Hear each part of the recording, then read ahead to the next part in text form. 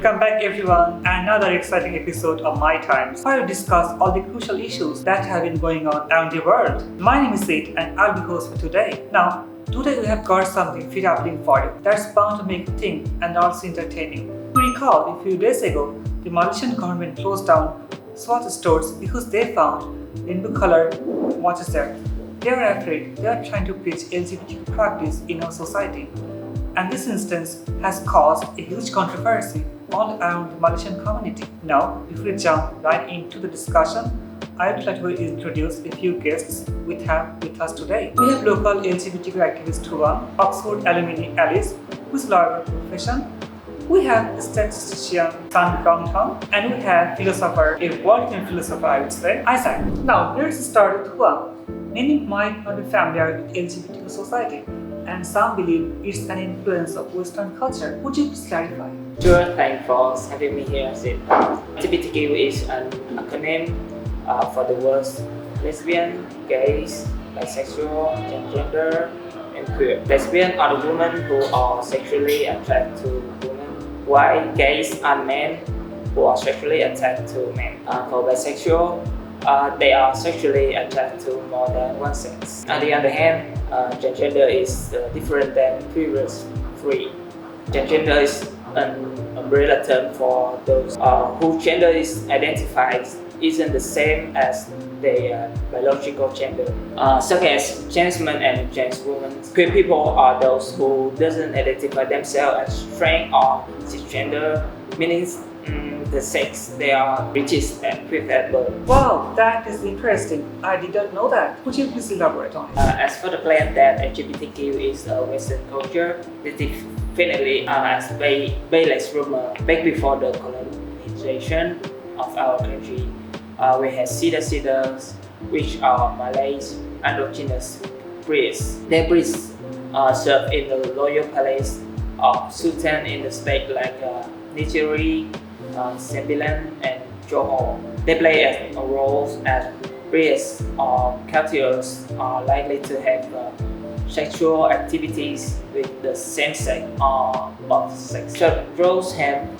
eliminated is because of colonization done by the British. They are imposed the law on our land. That includes a ban sodomy. Such a ban still exists until today. From historical perspective, we can see that LGBTQ definitely isn't a Western culture. Homophobia is. Wow, that's really intriguing. I would like to know more about the legal aspects. Perhaps Alice, could you please explain more? I'm happy to. So simply to put, LGBTQ individuals have zero rights as now. So even though federal constitution grants equal rights and zero discrimination to all citizens, but there are no laws that protect the LGBTQ communities. So we do have the law that target and also criminalize this group of people. So the sodomy ban, like Huang said, is still in the penal court until today. So it's under the section 377A, and those who conduct such actions will face to the imprisonment up to 20 years, and they are subject to whipping. Oh my god, that's shocking. Besides sodomy ban, how is the community being discriminated?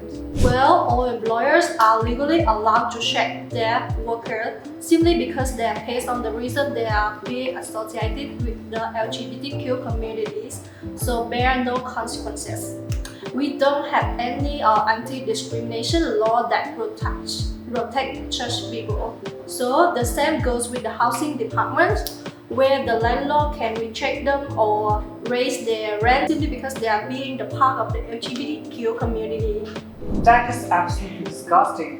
From what I remember, you and your partners have done survey. What are your takeaways from it? Because as I say, most individuals in Malaysia, they are against this LGBTQ community. Certainly. Well, I would like to start off some previous studies. We had a poll done by a few research centers showing that only 70% of Malaysians are in favor of legalization same-sexual marriage, while 83% oppose it. Adding in the survey done by my colleagues and I, we have three takeaways.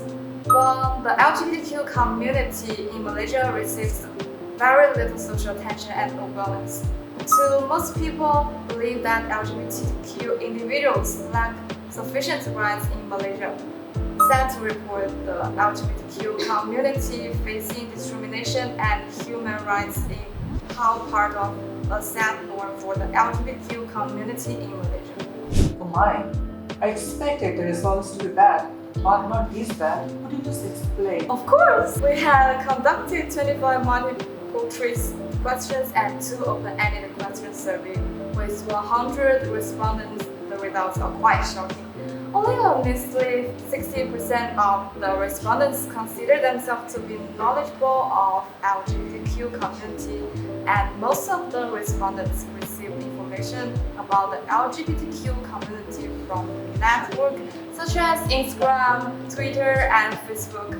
I think this might be the reason why there are lots of myths and misconceptions regarding the LGBTQ community, because we can't easily differentiate fake news online. Yeah, and I can understand it's hard to spot fake news nowadays. Speaking of fake news, there are actually a few myths that I would like to repent why I have opportunity to enlighten anyone on the audience. Oh, then don't keep us waiting. Spill the bean. Alright, with number 1, gay people are spreading HIV and AIDS everywhere to solely blame that gay lifestyle as the main reason why HIV and AIDS grow rampant is irresponsible and irrational stigma. This situation is the reason why HIV seems to be ubiquitous among gay men. So stigma prevents them from getting the test that they need for fear of being discriminated, not allow them to know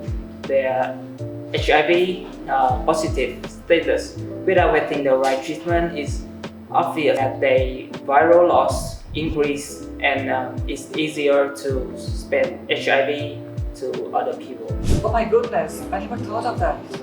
Can't wait till you hear about myth number 2. Conversation therapy can effectively turn them back to normal. The conversation therapy is method that conducted by using physiological experimental method, helping to change one's sexual orientation and gender identity back to normal with trans and cisgender identity. Not only is untrue about the treatment of the medicine to heal people, but they are harmful side effects, ranging from the suicidal through the old ways to sexual dysfunction. Wow, I had absolutely no clue. Yes, there's another shocking one. While a majority of the respondents don't think that the Malaysian society accepts the LGBTQ people, more than 3/4 do actually support sexual minorities. Sorry, but just can I step in for a moment? Because I know we are having an interesting conversation here, but I will try my best to riff it. Please go ahead. Thank you. But may I know the age group of the respondent from this survey? Because what I observed is I highly doubt about the most Malaysians do support the LGBTQ community. Well, there is a flaw in the survey. Most of the respondents are between the age of 18 to 24 years old, and most of the words were sexual minorities. However, I think it provides another insight for us. While the majority of Malaysians, based on previous polling, are against of the LGBTQ community, the younger generation, the generation that respondents our future, think the other way. Certainly, this might cause conflicts between different generations, but they might be the catalyst of the LGBTQ movement in Malaysia. Now, I would like to move to Isaac. We can see that there is philosophy in our daily lives, and how do you say it can help us learn about this community? So thank you, Sid. There are a few bunches of philosophy that I play here, and I'd actually like to talk us through them if we have the time. What you share? The stage is yours. First things first, philosophy is the study of the fundamental nature of knowledge, reality, and existence. Now, to look into this issue objectively, let's talk about Western philosophy. Western philosophy emphasizes on individualism and rationality. From a Western viewpoint, Malaysia's stance on LGBTQ actually violates the principles of individual autonomy and freedom. The nation's legal system and societal norms deny the rights of freedoms to LGBTQ individuals, depriving them of the opportunity to live authentically and pursue happiness. Laws discriminating against same-sex relationships, for instance, infringe upon the fundamental rights of LGBTQ individuals and hinder their ability to exercise freedom of choice. This contradicts the core teaching of Western individualism, which values the importance of individual autonomy and freedom. Well, I was born in the East, but I already wish we had Western philosophies here. Haha, that's not even the best part. Ethics in Western philosophy focuses on both justice and morality, and discrimination against the LGBTQ community is an unfair act. This violates the fundamental dignity and equality of all human beings. And furthermore, the study of epistemology and pedagogy are also important in Western philosophy. Now, these two theories explain that the importance of knowledge and the role of education. Therefore, if more knowledge about LGBTQ communities was imparted to students through the education system, it may increase awareness of the LGBTQ community and thus reduce prejudice and discrimination. Eastern philosophy, however, focuses on mindfulness and spirituality. In Eastern philosophy, the pursuit of balance in the natural world is paramount. Now, Malaysia's treatment of LGBTQ individuals disrupt this harmony that is being taught by philosophers of the East. Now, discrimination against LGBTQ runs counter to traditions, and values of empathy, tolerance, and respect for other individuals are overlooked when it comes to the LGBTQ community. Nonetheless, the denial of LGBTQ rights is what causes social disharmony and undermines the interconnectedness of all beings, which are central concepts in Eastern thought. Moreover, Malaysia's disregard for LGBTQ rights contradicts the principles of self-cultivation and moral integrity found in Eastern philosophies, perpetuating injustice and inequality within society. Sadly, Isaac, I have to cut you off as we're running out of our given time. Oh man, really? That's too bad. Good news is, you can definitely find out more about my thoughts on the LGBTQ community when my next book comes out, titled Philosophizing LGBTQ. You can find it on Amazon, eBay, and even Shopee. Use code MyTimes for 10% discount. Did you just insert an ad during our talk show? Because I believe you did. Well, ladies and gentlemen, this brings us to the end of our show. Let me conclude by saying what we have learned today. We have explored the discrimination faced by LGBTQ community in Malaysia. We have debunked the myths and misconceptions about them. Besides, we have put philosophy into use to know what they are going through, besides what we can do to help them. As Mahatma Gandhi once said, "But there is life, there is love." And that we cannot hate each other, and we have to ensure that every individual has the same rights as others. Until next time, bye bye.